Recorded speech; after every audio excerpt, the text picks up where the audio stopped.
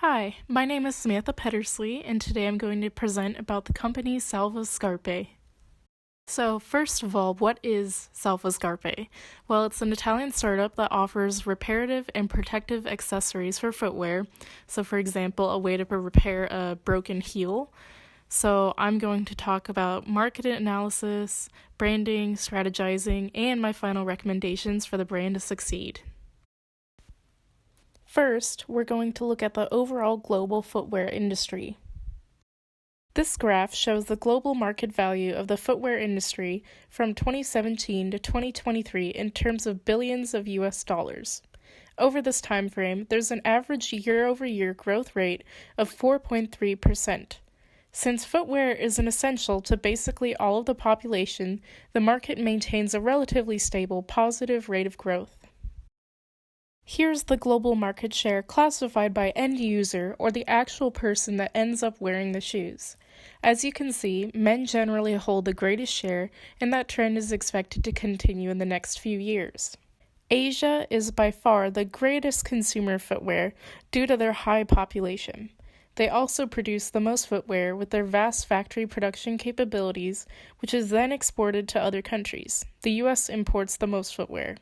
However, Italy is still one of the most renowned countries for shoes, as they focus more on an artisan approach that's less mass-produced than that of Asian countries. There are also some emerging footwear trends that are happening globally. Athleisure style is gaining popularity, as shown by the promising growth of the athletic shoe market. This style combines athletic elements into footwear and clothing that are worn for everyday activities. Sustainability is also becoming a large movement as tensions and awareness increase about global warming and fiber pollution. More and more brands are gaining customers by clarifying their ethics practices and incorporating sustainable materials in packaging. Finally, designer brands such as Gucci and Louis Vuitton are becoming staples in many more people's closets as incomes rise. Some trends are even combined, such as the famous athleisure sneakers by Balenciaga. Now, we will refine our scope to the Italian market.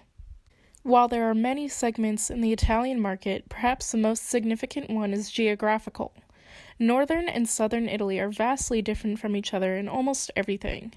Italians from the prosperous, productive north are hardworking, individualistic, and value financial success the most. In contrast, people from the south are much more traditional, family-oriented, and friendly. Leisure is deeply embedded in their culture. Life tends to move slowly there. These regions are very important to consider for any brand that is strategizing for the Italian market as a whole. Now, we'll look at the Hofstede's dimensions for Italy. Power distance is at 50, most likely due to the stark contrast between the north, which favors decentralized power and equality, and the south, which values centralized power and leader figures. Italians score highly for individualism, meaning they value their personal goals when it comes to the pursuit of happiness. Of course, there are still strong family values, but it is more of a baseline in life than all-encompassing, unlike collectivist cultures such as Japan. Masculinity is also high, but this does not necessarily mean male. This just means that Italian culture holds values of being the best and being success-oriented. Most of the Italian footwear consumers are female, so brands should cater to them. There's also a high score in uncertainty avoidance. For Salva Scarpe, this is highly beneficial because their products work to reduce this uncertainty. Therefore, the brand story and promotions should all work together to stress this factor. Next, there's a score of 61 for long-term orientation, meaning Italians are willing to look towards the future and tailor their decisions around it. For example, saving money and making certain investments. This is great for Salva Scarpe since their products revolve around extending the lives of footwear. Finally, Italians score low on the indulgence scale. This means that Salva Scarpe should position themselves as an everyday essential as opposed to a luxury, which also aligns with uncertainty avoidance values. This graph shows the portion of shoe sales in Italy that occur online versus offline. We can see that online shopping is slowly increasing in popularity, but has not yet taken hold like it has in places like North America. This is mostly due to the fact that there is a strong culture leaning towards individually owned shops, especially local Italian cobblers who have been in business for many years with dedicated clients. However, online shopping is seen as an inevitable trend, and it is important that businesses grow their online presences to remain viable. Italian shoe exports have remained consistent to the United States over the past years due to the significant country of origin effects surrounding their products. In much of the world, Italy is seen as the premium manufacturer for artisan quality and designer shoes. However, there are threats against their popularity, as bargain online shopping from China has become more commonplace with the advent of sites like Amazon, Taobao, and AliExpress. In terms of the competition, the brands up against established shoe brands that already have the capital and processes available to imitate Salva Scarpe products. This is probably the most immediate threat to consider. These are brands such as Mephisto, Allbirds, Aquitalia, and Echo. Their footwear varies in style, quality, and price, but they all have loyal customer bases that put them at an advantage. For market research, it will be best for Salva Scarpe to gain a general understanding of the market by conducting secondary research first. It's much more cost and time effective since we'll be gathering data from existing studies and surveys. Once that research is made and the market is deemed to be suitable, Salva Scarpe can move into the next stages with primary research. Surveys and focus groups that have questions specifically about Salva Scarpe will really help the company to get tailored insights about their products. So next we have the 4 Ps. We know what the products are, but we have to consider the large threat of imitation from competitors. This means there's a need for innovation expenditures to keep Salva Scarpe ahead of the curve when customer loyalty is still growing. The products themselves aren't going to cost a lot to manufacture, so it'll be best to start with cost-plus pricing. Since the products are rather new, it will be a fair, profit-insured way to start out with pricing. After this, focus groups and consumer responses can be closely measured, and the prices will be adjusted ideally towards an accurate value-based pricing. Since the products are an obvious complement to footwear, the best places to sell them would be in shoe stores and department stores, perhaps in an impulse display. This way, customers already in the mindset of buying footwear can be captured. A good e-commerce website is also vital, as online shopping is increasingly popular and it's the first step towards spreading internationally. Promotions will be heavily based on social media platforms like Instagram, Twitter, and Facebook. Influencer marketing is another huge component given the target market, which I'll discuss in a few slides. Here's our golden circle. The why is that Salva Scarpe wants customers to enjoy life without the little inconveniences. How? They'll prolong the use of the customer's favorite footwear. The what in this equation is Salva Scarpe's innovative footwear accessories.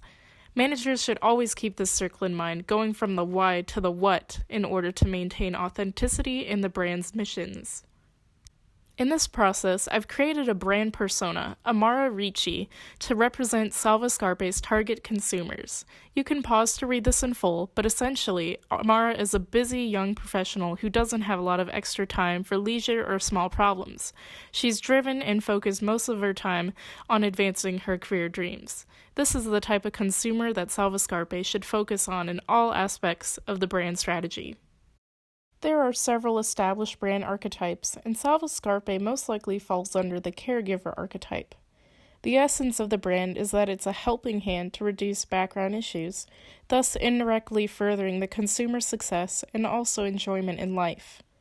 The products are there to come in handy in inconvenient situations, similarly to that of a Band-Aid or superglue.